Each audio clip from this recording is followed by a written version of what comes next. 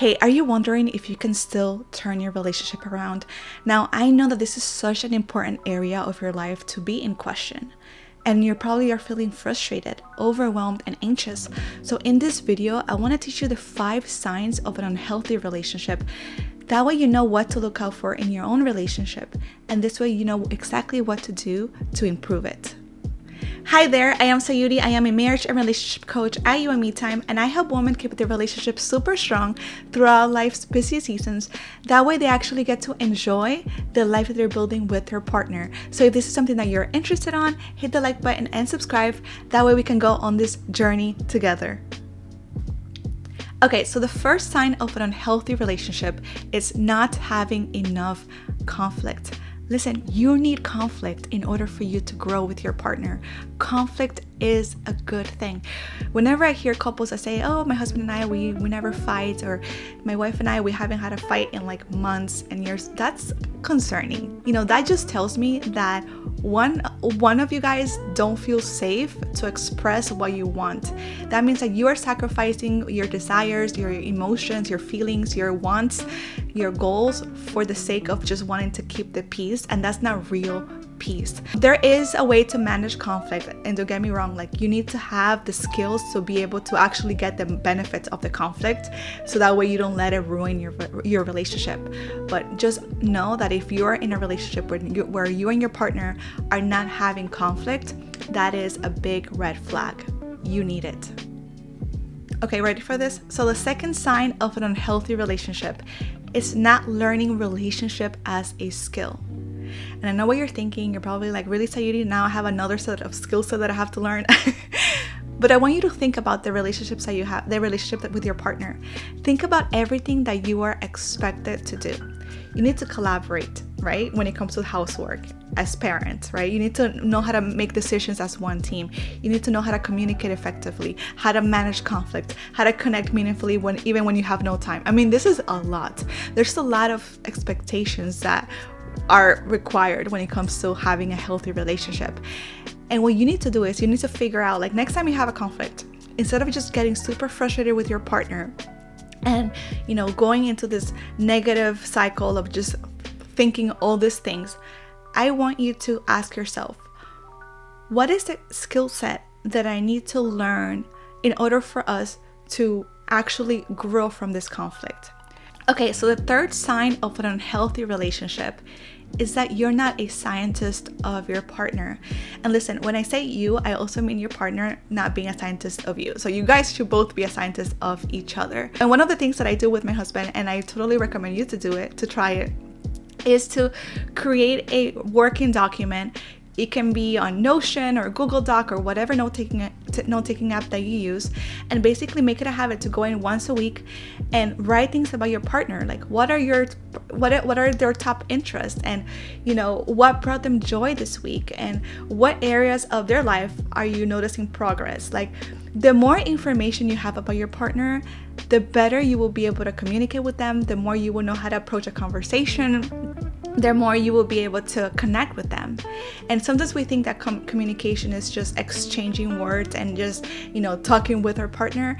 But a big part of communication is actually taking the time to observe our partner and to pay attention to the details and actually know them. Okay, so the fourth sign of an unhealthy relationship is that there's no breathing room for your relationship. And here's the thing. So many relationship experts will tell you to communicate, go on date night, have sex, and all of that. And well, I'm gonna tell you all the same things. Here's the thing. If you don't have any breathing room in your life, in your calendars, to actually have space for your relationship, you're not gonna be able to do any of that. And this is the truth. This is the reality. We have to be realistic with our capacity. And this is one of the things that I first noticed when I got married with my husband, that we were back from our honeymoon, and then we were back on the hustle and grind of work and the housework and this and that. And like, very quickly, our lives were full with good things, like going to church and serving and meeting friends and this and that. And like, it was great, but then we had no space for us. And this is a reality. Like, your relationship needs space. The great thing about it, and hear me on this, the moment that you decide that your relationship will be a number one priority, that it will be the one thing that you're not gonna give up on right now, your brain starts coming up with so many other creative ideas of what you can be cutting out of your life, what you will no longer serves you, like what you could be doing more efficiently. And this is amazing how that happens. Like, so many of us, we push our relationship on the back burner because it's the easy thing to do, but here's the thing, it's the lazy thing to do.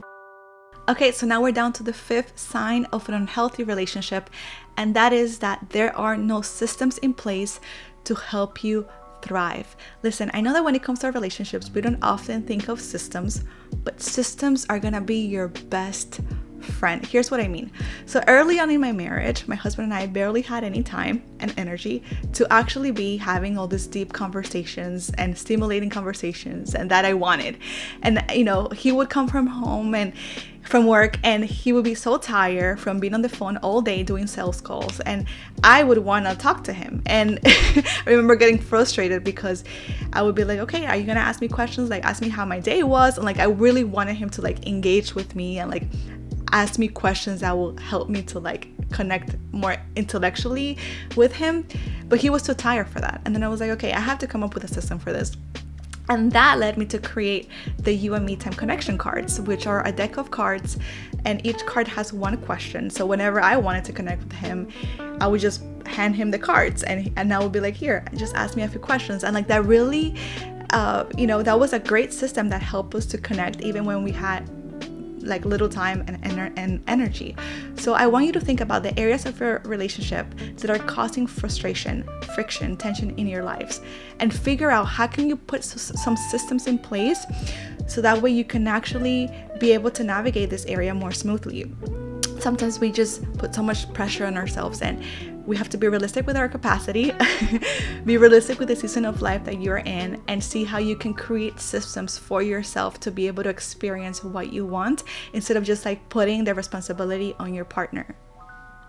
So there you have it, the 5 signs your relationship won't last.